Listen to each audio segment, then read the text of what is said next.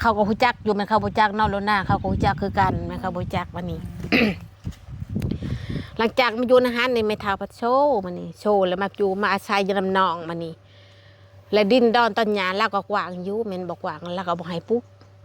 จากปลูกในนะเขาก็บ่ให้ปลูกนาทีว่าเอื้อยมาผึ่งเขาต้องให้แม่นบ่ให้ปลูกเฮือนปลูกชานชุมชามแล้วหมดบุญ ให้ปลูกซื่อๆบ่ได้ให้เลยเนาะบ่ได้ให้เลยมื้อนี้นะก็เลยแล้วบ่ได้ให้ละปลูกจนหันบัดนี้จนปลูกนางก็ของปลูกของค่อยปลูกนางก็ของปลูกของค่อยทั้งเปก็ได้ไปแล้วก็ให้มึงเบิ่งลูกเบิ่งเมียมึงเด้อว่าอันผู้แม่ก็ได้ยังบ่ทันได้เสียจังได้อีล่ะฮะแม่เจ้าเอาหน่อไม้มาบ่ได้แล้วจักจังว่าเจ้าไปนอนลำจันเลยบ่หรือว่า เจ้าไปหาผัวแล้วบ่จักบ่หรือว่าไปหาหน่อไม้มาพี่บ่ล่ะว่ามาเฮาก็บ่ฮู้ได้ยินแต่นุ่นว่าไปหาหน่อไม้มาหาหน่อไม้แม่บุญนี่ว่าไปหาหน่อไม้มาให้แม่บุญบัดนี้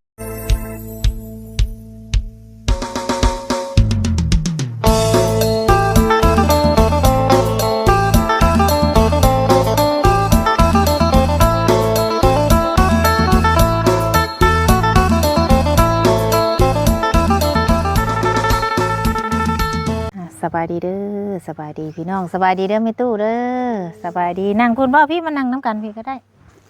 มานั่งพี่แวะมาหาน้องรถจะหน้าอีกพี่น้องเอ้ยพี่นั่งน้ำกันพี่แหละ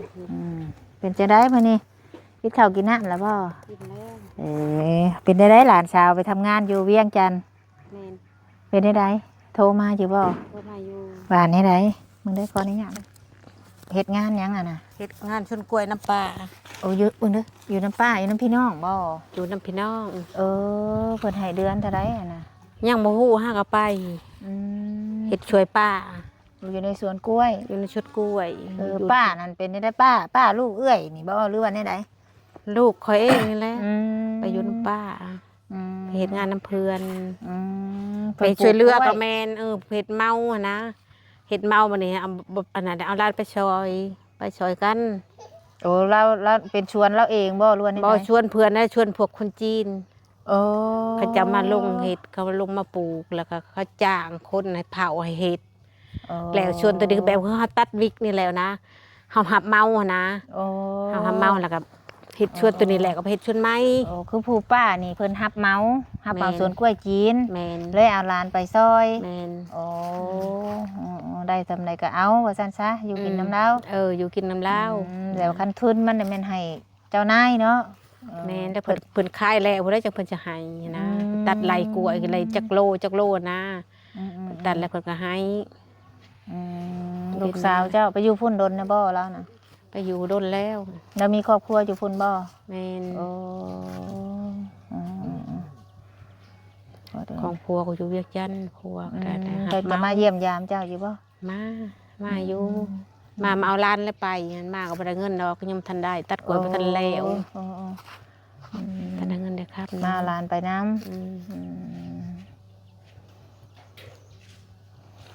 ก็ได้เอาลูกเอาร้านไปอยู่น้ำเนาะแม่ว่าสิมาเล่นน้ำเพิ่นนั่นแหละน้ำแม่น้องรจนาแหละว่าจะมาอยู่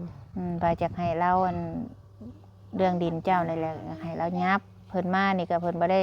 นั่นบ่เพิ่นบ่ได้ไปหาเจ้าบ่เพิ่นบ่ได้บอกหยังเลยบ่เนาะแล้วก็ย่าก็ว่าเป็นต่อเป็นควายกับลูกกับเต่าก็คือมันบ่คือก็เป็นอยู่คอยก็ได้เอาไปบอกลูกตัวเองว่าหัวเขาตัวเองอะแม่นเห็นได้ฉันเจ้าสิเฮ็ดได้ซะรักอันจะให้เราพังคืนบ่พังย้อนแล้วเจ้าก็หารักตรงใหม่ไปใช้หาบ่รถจะหน้าอยู่กินนี่ก็อยากให้อยู่วงเก่าเนาะ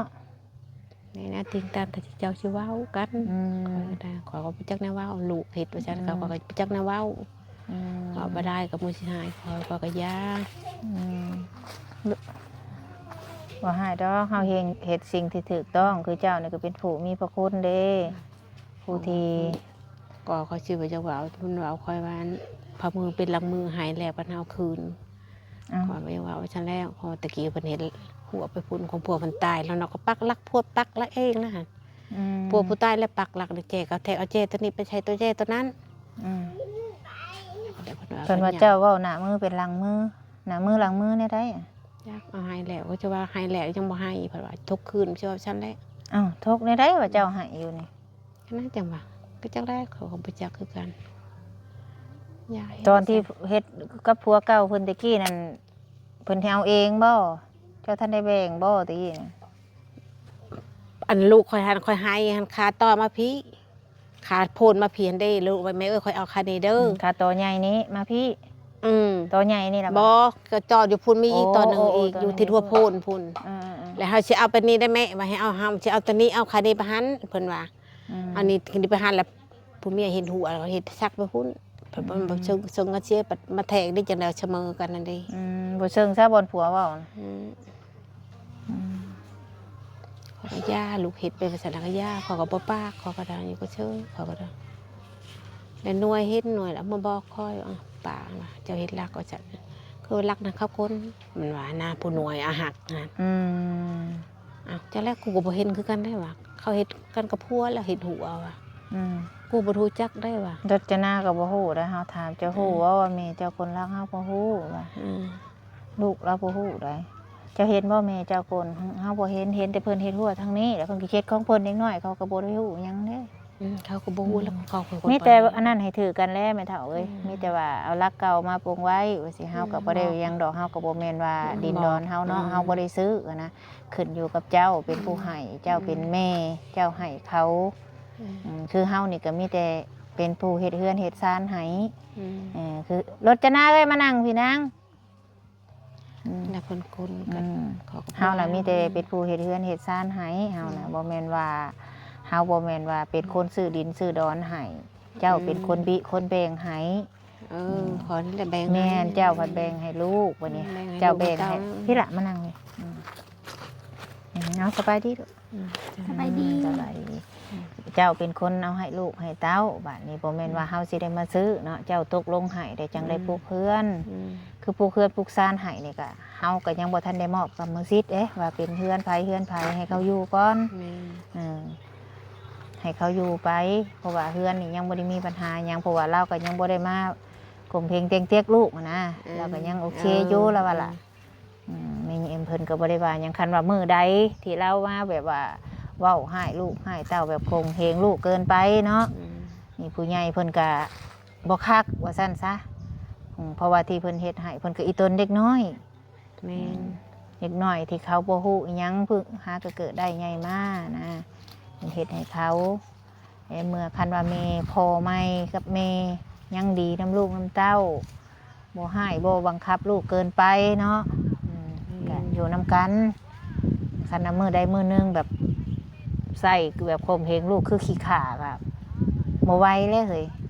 แม่แต่ว่ารถจะหน้าเพิ่นบ่ได้ให้บ่ได้ยังแล้วว่าลูก ยังใหม่ยังบ่ทันหายดอกยังใหม่จังได้บัดหึงนะต่อไปนะ เบิ่งไปแล้วกันเทิงไปแล้วก็มันคือเด็กน้อยเขาใหญ่มีครอบมีครัวไปก็ผู้ใดบ่อยากอยู่ก็ไปอยู่น้ำพัวเฮือนก็ป้ามินี้บ่ให้ค้ำบ่ให้ขายบ่มีสิทธิ์ขายถ้าว่าไผสิจาขายยังได้ให้บอกแม่บุญเด้อเพราะว่าเฮือนหลังนี้ผู้ใหญ่เพิ่นเฮ็ดให้อยู่เพิ่นบ่ได้เฮ็ดให้ขายเด้อลูกเด้อเพิ่นเฮ็ดให้จุเจ้าอยู่ในเมื่อจุเจ้าบ่มีเฮือนบ่มีศาลอยู่ปกติแม่บุญเฮ็ดเฮือนแล้วผู้ใหญ่เพิ่นสิเฮ็ดมอบกรรมสิทธิ์ให้ว่าเฮือนหลังนี้มันสิเป็นของไผ ไผสิเป็นผู้ดูแลแต่ว่าอันนี้ผู้ใหญ่เพิ่นว่าบ่เฮ็ดก็อย่าให้เบิ่งไปก่อนว่าคันว่าไผดีหรือว่าดีน้ำกันก็อยู่น้ำกันคือแม่เว้าอันแหละดินก็ไม่เฒ่าเป็นคนให้บ่แม่นผู้ใหญ่เพิ่นซื้อมีแต่เพิ่นปลูกเพื่อนให้ผู้ใหญ่เพิ่นปลูกเพื่อนให้เฮาคือแม่เฒ่าอันแหละผู้มีพระคุณของจุ๊บเจ้านี่คันเราบ่ให้ดินนี่จุ๊บเจ้าก็บ่มีหม่องอยู่ได้ฮุบหอบเป็นบ่ซำตะกี้จำได้บ่ที่แม่พาฮุบพาหอบมีจักหอบเพื่อสิได้มาอยู่นำมาจักบอนที่แม่พาฮุบ 3 บอน บอน 3บอนอันนี้บอนที่4 เลย นะมีไผให้อยู่บัดนี้เราเป็นไผบัดนี้ ขึ้นไม่เท้า เป็นแม่เฒ่าบัดนี้แม่เฒ่าบัดนี้แม่พ่อเจ้าบัดบ่แม่นลูกแล้วบัดนี้เราก็ยังใจดีลูก เลย อันนี้คือบอนที่4ที่ได้อยู่บัดนี้เพิ่นแบ่งดินให้พร้อมจำแม่นคักบ่4เทื่อที่แม่พาฮุบพาหอบ3เทื่อนะ 3 เอาแรกๆนี่อยู่ไสอ่ะ แรกๆอยู่ในเฮือนโต เพื่อนเก่า เงินเก่าแล้วแม่เฒ่าหันคายตะกี้อยู่ในบ้านนี้แล้วแม่เฒ่าหันว่าสิไปอยู่น้ำลูกอยู่อันเมืองจัง เมืองมหาไซ เมืองมหาชัยสิไปอยู่น้ำลูกสาวอยู่น้ำล้านละคายหน้าก็คายดินก็คายแบบนี้นะคายจนหมดจะบรรลุบ่ได้หยังจักแนวคายแม่หยะแม่เฒ่าเขานี่คายแม่เฒ่าก็เทหันคายบัดนี้หันบัดนี้บัดโชบัดนี้โชแลนมาบัดนี้แม่นกละนาเราโชมาแล้วมาอาศัยอยู่น้ำเฮือนน้อง ของตัวเองคายเบิดเลย คายเมื่อแล้วเด้บัดนี้มาอยู่น้ำน้องมันอยู่น้ำน้องแล้วมันอยู่เฮือนล้านเนาะเฮือนของอันนี้เฮือนพออันนี้เฮือนลูกคนลูกหลานแล้วนะแล้วมาอยู่น้ำแล้วมาอยู่ในดินล้านอยู่ในตลาดดินล่างล้านปุกเฮือนเนาะลูกชายล่าได้เขาชิบายเพื่อนในพังกับทางในเขาบอกคอยเบาตัวนะเขาชิบายลูกในล้านในพังนี่เขาก็หูจักอยู่มันเขาหูจักนอกแล้วหน้าเขาก็หูจักคือกันมันเขาหูจักวันนี้ หลังจากมาอยู่ในฮันนี่ไม่เท่าพัดโชมันนี่โชแล้วมาอยู่มาอาศัยยลำนองมันนี่และดินดอนต้นหญ้าแล้วก็กวางอยู่แม่นบอกกวางแล้วก็บอกให้ปุ๊กจากปุ๊กเลยนะเขาก็มาให้ปุ๊กนาทีว่าเอื่อยมาผงเขาต้องให้แม่นบอกให้ปุ๊กเพื่อนปุ๊กชั้นชุมชามเราหมดบุญ ให้ปุ๊กจะซื้อบ่ได้ให้เลยเนาะบ่ได้ให้เลยมันนี่นะก็เลยเราบ่ได้ให้ละปุ๊กจนหันมันนี่จนปุ๊กนางก็คล้องปุ๊กคล้องค้อยปุ๊กนางก็คล้องปุ๊กคล้องค้อยทางผู้มีอันว่าเขาบ่ให้อยู่ว่ามันนี่หลังจากมามันนี่ไปขอของลุงเข้ามาแต่สวรรค์เนาะลุงนอนมันมาแล้วไปขอดินไม่มีเนาะขออยู่ในแจหัวเขานี่แจหัวแบบนี้ดินหน้าเขาในต่อตรงต่อตัวนี้แล้วมาอยู่นี่แล้วมาใต้อยู่นี้ไม่เท่าหันไปทำแล้วมาใต้อยู่นี่แล้วบ่มีบนอยู่แล้วเข้าอยู่หันแล้วเข้าบ่ให้อยู่บัดนี้แม่เขาเสียเลยแม่เฒ่าเสียแล้วเขาบ่ให้อยู่เขาบ่ให้อยู่บัดนี้ดินเขาไปเจ้าดินนะเขาแล้วเขาบ่ให้อยู่บัดนี้แล้วแม่คอยเลยว่าลูกเอ้ยมาอยู่นำแม่เสียคอยว่านะคอยว่าก็เธอหนูบ่ได้อยู่แล้วมาอยู่นำแม่คอยว่าเฮ็ดได้ดอนดินตัญญาเฮาก็สิปั้นให้อยู่คอยหันว่าก็เลยมาแต่บิดหันลูกคนนี้เด้อเทื่อนึงแม่นเฮาเว้าพื้นเนาะแม่นว่าควันลูกก็แม่นบ่เว้าก็แม่นเฮาว่าเราตามเรื่องมันเนาะอันนี้หันเฮาว่าเราตามเรื่องตะกี้หันมาชงแล้วลูกคนนี้แม่เขาเนี่ยมาชงปะเทื่อนึงแล้วบัดแม่โชนี่ลบมาเอากันอีกตอนแม่ตายนี่ตอนแม่ตายนี่บ่มีบ่เพิ่งดิผัวเทื่อนึงได้ลูกนำกันได้บ่ตอนได้แล้วได้หมด2คนแล้วแล้วมาชงผัวมันมาชงคอยบ่หับเอาแลผัวผู้นี้ว่าคอยมาชงมึงอันน้องที่เจ้าเองว่าคอยมาชงเฮาที่เจ้าเฮาหมู่เฮาตีนมานี่หลังจากผัวไปเฮ็ดเนาะไปเฮ็ดอันวัดเขาสิว่าเพิ่นให้พังเขาสิเล่าเรื่องให้พังอันนี้นะและอันไปเฮ็ดวัดมันผัวเพิ่นเมื่อบ่จักว่าเมียมาชงผัวเรามือเฮือนพูนบัดนี้ได้พอเขาได้มือเฮือนพอชุมนี้หันมือพอเท่าในไรนี่โลดบ่แม่นเฮือนมึงนี่โลดตะนิงแล้วบ่ฮู้จักถีบจักแดนจนหายมาขึ้นฮอดลูกยำข้าวปอดลูกอีน้อยนี่ยำข้าวแม่ไปหาหน่อไม้มาไปหาคอเขายำข้าวปอดลูกให้ลูกกินนมไปย่องเขียดย่องกบมาขายพอได้ซื้อข้าวลูกเมียก็ไปหาในแม่ว่าก็ลำบากอันนี้ขุดในใจเขาก็ปากเขาก็ได้ไปแม่เท้าใต้เนี่ยไปลูกเคยไปหาแม่เท้าเนี่ยแม่เท้าโชว์นอนแล้วเอาเงินไปให้แม่เท้าเงิน50,000ลูกเคยก็ได้ไปแล้วก็ให้มึงเบิ่งลูกเบิ่งเมียมึงเด้อว่าอันผู้แม่ก็ได้ยังบ่ทันได้เสียให้เบิ่งลูกเบิ่งเมียมึงเด้อว่ากูนี่บ่ได้อยู่นำแล้วว่าของเราสั่งลูกเคยไปนั่นเด้ของปะกันแล้วก็ยังไปอยู่พุ่นนี่หั่นนะลูกไปไปเหยียบมันนะคืออบุญคุณพนันแล้วมันก็ได้นะแล้วก็ข้างเขามาอยู่หันตักน้ำกับเพิ่นให้เปิดไผ่น้ำเพิ่นก็ให้เดินไปถานาบ่าวกันนั้นนางคอยจังน้ำไหลเท่าคู่มือนี่แม่นคอยเบาเอาเดี๋ยวคอยเบาความจริงตัวนี้หันนะแม่นคอยบอกแม่นคอยชี้ห้าว่าโอ้ตอนนี้มาเก็บมาใส่บ่แม่นเราเรื่องจริงเราเรื่องจริงเราเรื่องจนเรื่องจริงอันนี้คนล้านก็อยู่นำกันนี่เขาสิเว้าจริงนะแล้วก็มาอยู่เลยเอากันแล้วก็พากันมาอยู่พี่บัดนี้อยู่มาอยู่ก็บ่พอพี่ชำลุค่ะมาอยู่นำกันอีกมาอยู่นำกันอีกบัดนี้ผัวเก่าคือเก่าผัวเก่าคือเก่าจนไปอยู่บ้านนั้นพุ่นบ้านบุงนาดีพุ่นแหละ ฮุบลูกไปอีก ฮุบลูกไปหั่นแล้วอย่างฮุบลูกไม่เพิ่นได้จะมาอยู่นี่ยังมาตายอยู่นี่หั่นนี่มาตายอยู่อันดินเขาหั่นนะพวกไม่เฒ่าก็ดังอยู่นานเขาบ่ให้อยู่คนละคิดว่าโอ้ข่อยว่า หลังจากบัดนี้ผัวตายบัดนี้หั่นนะข่อยแล้วเอาอีกบัดนี้ข่อยว่าใช่นาชาวเพิ่นหั่นน่ะนาชาวเพิ่นเองหั่นแล้วว่าหมู่ว่าข่อยว่าบ่มีบ่อยู่ก็มาอยู่นำนาชาวเพิ่นแล้วข่อยแล้วข่อยว่าใช่นาชาวเพิ่นแนวนี้ข่อยหั่นว่าบ่ทันมีอยู่แล้วว่าข่อยก็บ่ได้มีดินลูกข่อยเด้นาชาวหั่นว่านะบัดนี้แล้วข่อยจังเว้าบัดนี้ข่อยจะว่าข่อยบ่มีบ่อนชงข่อยว่าคนนี้ข่อยว่าอันนั้นสิเจ้าข่อยบ่มีบ่อนชงข่อยว่า พ่อแม่เขาก็บ่ยัง พ่อแม่ก็บ่มีข่อยคิดอีรูลาดนี่นะ อยู่ดูเด็กน้อย 2-3 2-3 คน อีรูลาดนี่แล้วจะว่ามอบดินตัวนี้ให้พอเขาอยู่นี่มอบให้ลูกเขาแล้วค่ะว่าเขามาอยู่เขาบ่เทิดบ่เฮ็ดลูกเขาเองเขาก็มอบให้เขาเลยข่อยหั่นนะขึ้นฮอดลาดนั่นอีดูลาดแลนหันแลนนี่หั่นนะเขาก็คิดว่าจะข่อยจนว่าข่อยบ่มีบ่มอบข่อยว่า สิส่งคืนบัดพ่อแม่บ่มีผู้ลูก บ่ ไผ มี ก็ได้ บ่มีพ่อมีแม่มีแต่นาบาบักเข้าบ่ให้ปลูกเพื่อนปลูกชาตินั่นนะก็ข่อยสิว่าข่อยเอาความจริงตัวนี้หั่นบ่แม่นโอ้ข่อยสิหาเรื่องเช่นนั้นนี่บ่แม่นนี่ลานไก่พังนำกันนี่ ทางแน่อีหล่ะ ได้ยินบ่ ดินตอนนี้นะเมเฒ่าเราเว้าหั่น ข่อยจังดานข่อยจะ เรา ว่า ให้ลูกเราให้พ่อเจ้าพ่อก็บ่แม่นพ่อแท้ๆเนาะบัดนี้ลูกแล้วเสียแล้ว เลี้ยงนี่เลี้ยงผู้นี้หั่นตั้งแต่ยังน้อยๆรุดอีหนุนนี่เลี้ยงผู้นี้ได้พอหั่นก็สิคิดว่าชำลานข่อยเองชำใสข่อยเองหั่นนะข่อยก็ได้ก็คิดหมดลูกหลานก็ได้ชุมนั้นเขาชุมเขาใหญ่เขาก็บ่คิดดอก พวกที่เขาไปหั่นเนาะ พวกเขาไปชุมผู้ชายหั่นอะไรแต่แม่เขาอะนะเขาอยากให้อยู่ในสักกะตามเขาอะ อัน นะ นี้เฮาผัดเห็นเขาแต่น้อยพุ่น พอดีพัดลูกเขาเลี้ยงมาแต่น้อยๆพูนบ่แม่นเดี๋ยวนี้รุดอีหนุนนี่ลงมาหามานำแม่ วันนี้ก็มอบให้ลูกให้หลานอยู่เลย คันคือ ข่อย ผู้ ว่า บ่ ความ คิด จริง หั่น อันนี้มันคือผมคิดโอ้ยลูกข่อยก็นั่นแหละเจ้าอยากอยู่ใส่ก็อยู่ได้คันซ้ำหลาน2คนนี่ข่อยให้ปลูกเพื่อนก็ได้คือแม่คือหยังนี่เจ้าไปใส่ก็ไปเนาะมันผู้บ่ดีหั่นนะอันนี้แม่ย่าแล้วเจ้ามันดีอีหลาน ยังคิดอยู่ลูกหลาน ย่า ได้ เจ้านี่ได้บุญคุณสิยิ่งใหญ่ข่อยสิบอกเด้อคันมื้อใดเริ่มบุญคุณแล้วนี่ชุมเจ้าหากินบ่ได้บอกแม่เจ้านี่กล้าเว้านี่สิได้อยู่กับบ่เห็นเราได้พี่น้องเอ้ยเราอันไปหาหน่อไม้เพิ่นว่า บัดนี้หลังจากมาเนาะก็สิว่าเรื่องให้มันสุดอันนี้มาหลังจากบัดนี้บัดเอาผัวบัดนี้เนาะ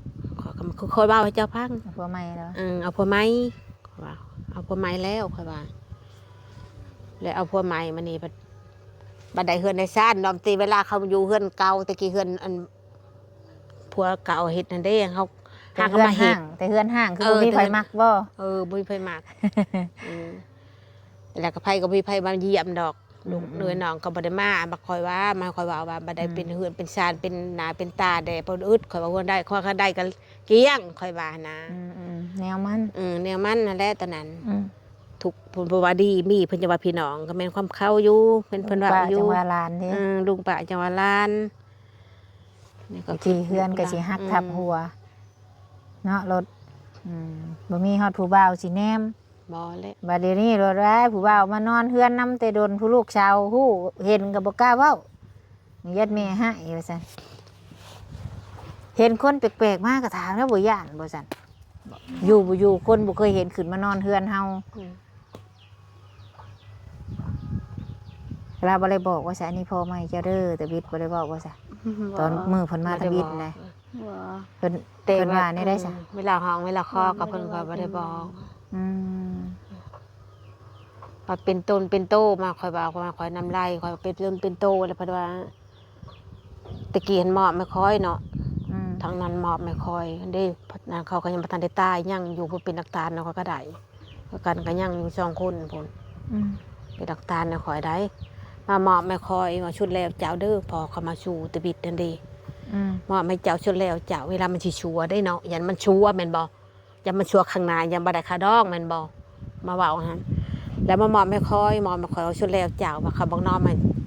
อันนั้นให้อันนั้นเขาบ่ให้ว่าบ่ให้เขาเว้าให้ชุดแล้วกับเจ้าพอได้ก็เขาบ่ว่างเขาบ่ให้ว่ามีแต่เจ้าผู้เดียวชุดว่าแล้วก็เราคอยจะนำไล่เท่าคู่มือนี่ เครียดติ เครียดได้คอยได้บ่ให้เครียดก็เครียดทั้งมันเลยหาคอยเครียดอยู่ในใจแล้วคอยบ่ปากคอยอยู่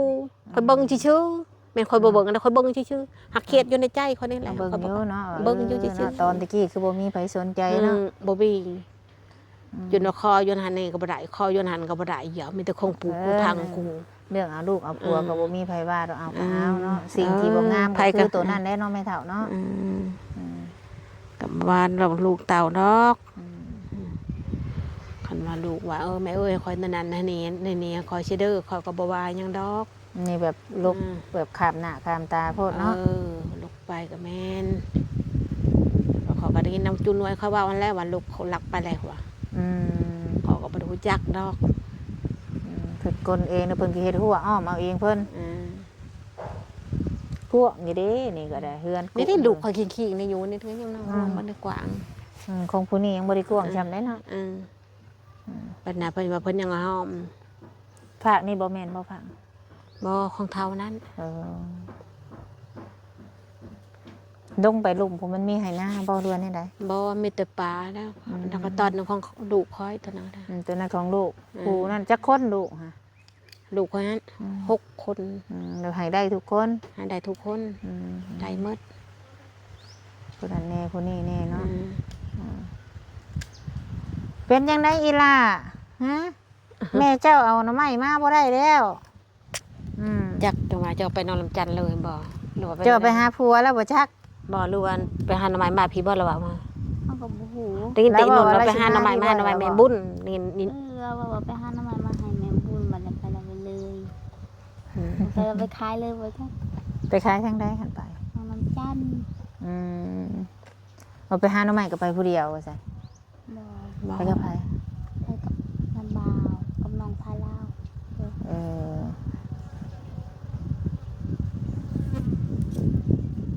บ่ได้ไปนำกันละ2-3 คนบ่ไปผู้เดียวบ่กล้าไปดอก ไก่เตอไปหาหน่อไม้นะแม่นะเว้าควันลูกนะฮะก็เว้าตามพื้นมันเป็น ตามความจริงนั่นแห อื ละ ม เนาะก็อย่าได้ เป็ เฮ็ น ด ความ จังใด จริงโอ้ยว่าจะบอกควันลูกควันเต่ากับแม่น อืม บ่เว้ากับแม่เราเรื่องพัง บ่คันว่าเราบ่ อืม เราทุกอย่างเราก็โอเคอยู่เรามาเสีย อืม หม่องที่ก้นรักเนาะไม่เท่าเนาะ เออ ลูกสาวนี่บ่ฮู้อิหยัง อืม หารักไปฟังคืนเด้อไปฟังไว้เด้อล่ะเด้อ เด้อ นี่เอาซำนี้แหละพ่อแม่เอ้ยไปนั่นเด้อเห็นแล้วว่าฮู้มันแม่บุญบอกกันละมากอะแม่บุญให้ฟังไว้บนเก่าสิเด้อ เด้อ กับแม่ย่าว่าสิแม่เฒ่าว่าสิเพราะว่าเพิ่นแทกไว้แล้วเพิ่นแทกไว้ ว่าดิน ด้ เสมอกันแล้วดิ ดินซ้ำกันแล้วออกไป 30 เพิ่น เมตรทางนี้ก็30 เมตร ทางนี้40ทางนี้ อืม 40จำกันเราให้เสมอเลย30แล้วก็40ว้ายหาจะได้ให้แม่บุญเบิ่งเด้แหกให้เฮานํเด้อแม่เฒ่าเด้อพาได้ แม่เฒ่าเราใจดีเด้อพี่น้องเอ้ย นี่เด็กหน่อยเขาก็ฮู้ชื่อจามเอ็นมาให้เขากิน อืม จักคิดว่าเนาะ มีแต่คุณน้อยแหละอยากกินขนม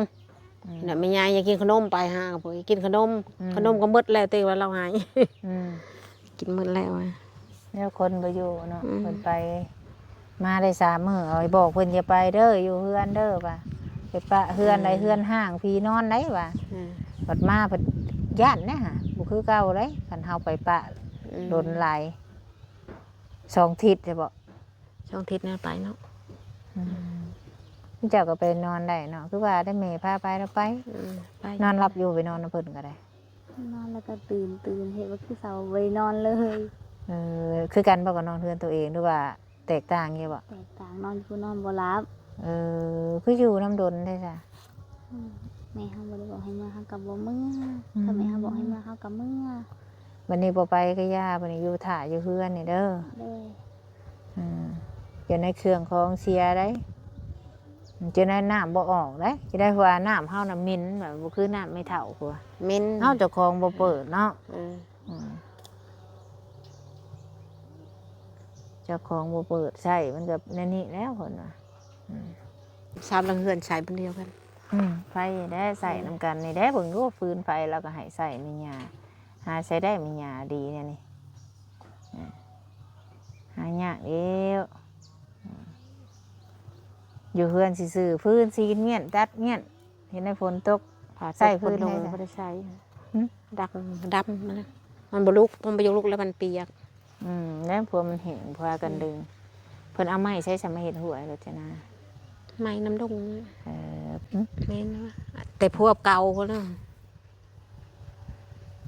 แต่พวกเก่าบ่แซ่บรักกับพวกเก่า นี่ เลย เพิ่นมาแซมแต่หมอกนี่เนาะตะกี้เอารถเข้ามาได้เด้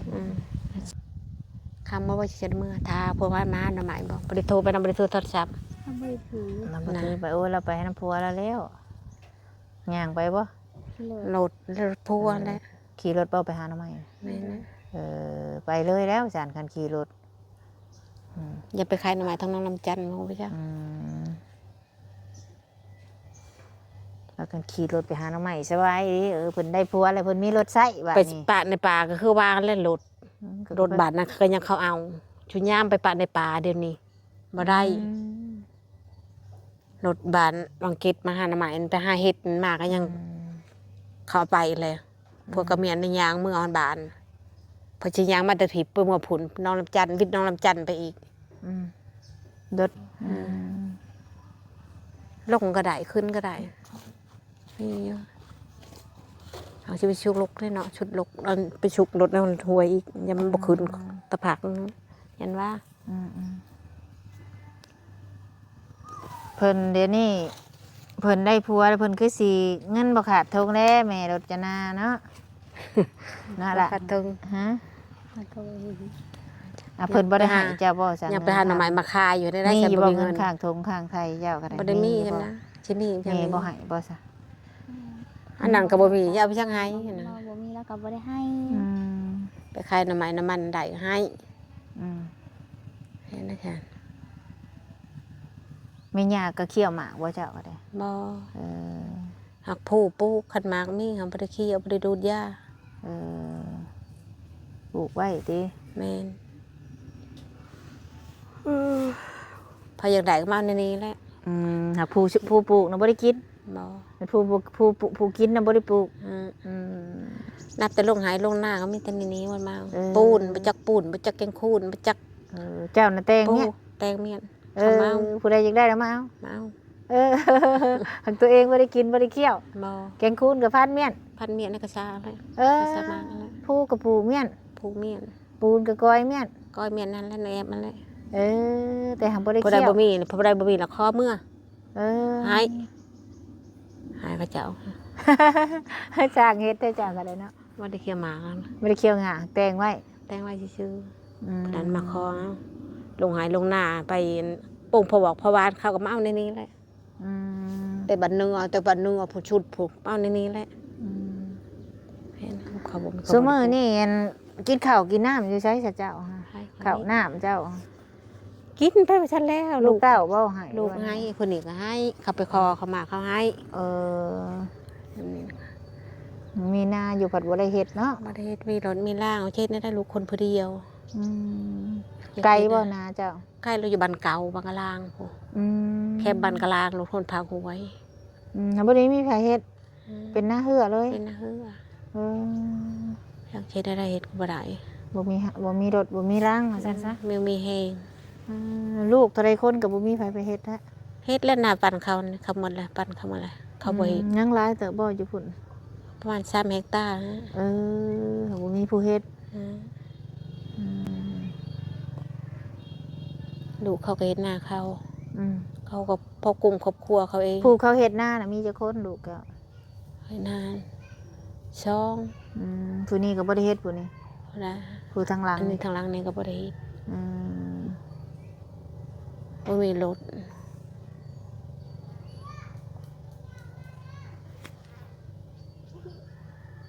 หน้าหลายดิแบ่งขายเนาะแบ่งขายซื้อรถบ่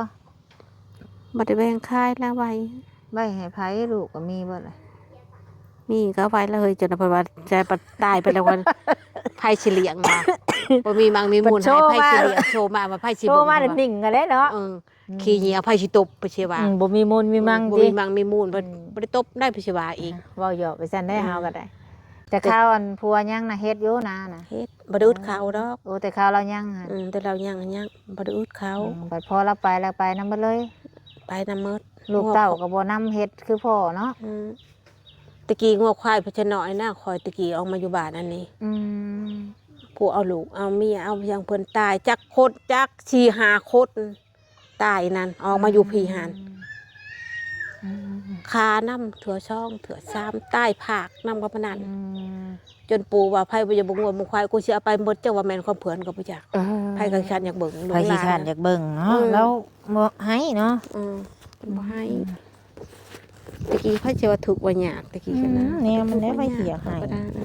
อันเบิ่งใส่เนาะมีทางผู้ใหญ่เพิ่นเอาเงินให้ทางแม่ตู้ไว้ซื้ออันปลาแดกแป้งนัวเนี่ยเด้อเพิ่นว่าแม่ตู้เอ้ยทางผู้ใหญ่เพิ่นว่าให้200,000เด้อฮะ บ่ได้ซื้อปลาแดกแป้งนัวเพิ่นว่า ตู้บ่ได้ซื้อให้เพิ่นว่าให้อยู่ดีแม่ เอาอันนี้ให้เจ้าเด้ออันนี้เด้อ เอาล่ะให้เจ้านี่ให้เจ้านี่บ่แม่นว่าแม่มาแล้วให้แม่ได้ให้เจ้าไว้เติมนิดแล้วโทรหา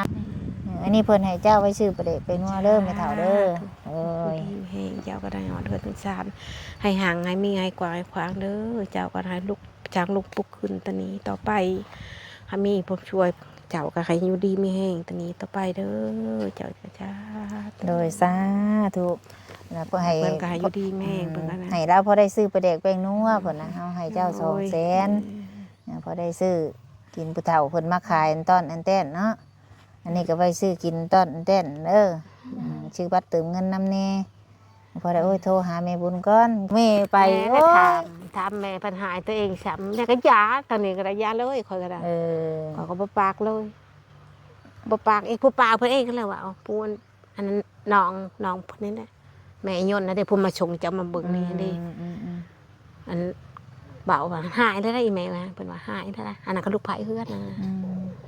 เพิ่นหายจะได้นะว่าเตะก็บ่ปากเตะก็อยู่เฉยเตะก็นะผวนปุไปหาแนะนำการแต่เพราะนั้นแล้วเรามันจังได้อยู่ก็เป็นความเล่าแล้วเราอ่ะมันว่า นาที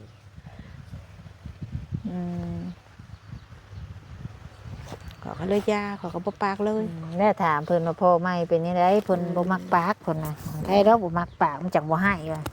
หมู่ปากอยู่ใจไปอยู่จักน้อยใจ คนบ่ปากนี่ คนบ่ปาก เดาใจ นักเด้อย าก คัน เด้ บ่าคนบ่ปากนั่นก็คันได้ปากแล้วนักได้ฉันโว้นั่นบ่เท่านั้นคนโว้นั่นฉันคนบ่ปากได้งึมนี่ป้าตัวบังเบาน่ะเจ็บเด้อ เจ้าก็อยู่ใกล้นี่ก็เบิ่งเขานี่เด้อแม่เขาไปใช้ทางแม่บุญสิบอกเจ้าสิไปทางใดก็ให้บอกแม่เฒ่า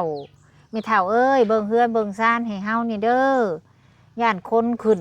เขางัดเขาแงะเฮ็ดจังไดแม่นน่ะว่า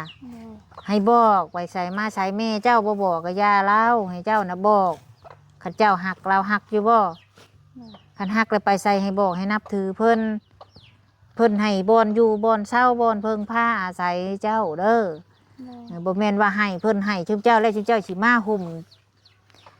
กัดเพิ่นบ่ได้ได้เพิ่นเป็นผู้มีพระคุณบาปเวรหั่นแม่นน่ะว่าแม่บุญเว้านะ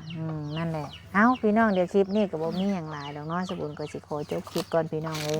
แม่รจนาเราก็ยังบ่มาอยู่เฮามาอยู่นี่ก็ยังบ่ทันได้มาอยู่ละปุ๊บเลยแล้วล่ะโหแม่บุญสิมาเนาะ จัก รายย่านถามแล้วถามหยังก็สิเฮาก็สิว่าหยังเนาะเอาก็เอาแล้วผัวก็แนมเฮ็ดให้มันถูกต้องหั่น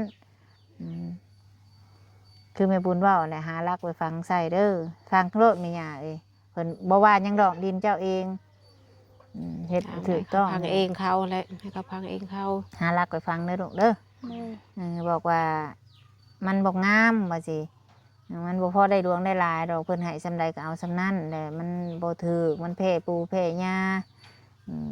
เฮาผู้อยู่มันก็ฮอด จะ ได้ ไปเบิ่ เนาะ งบ่จะไปเบิ่งบ่ เบิ่งเลยเด้เจ้าพาเบิ่งเด้แหละเฮาก็พานี่ไปเบิ่งอยู่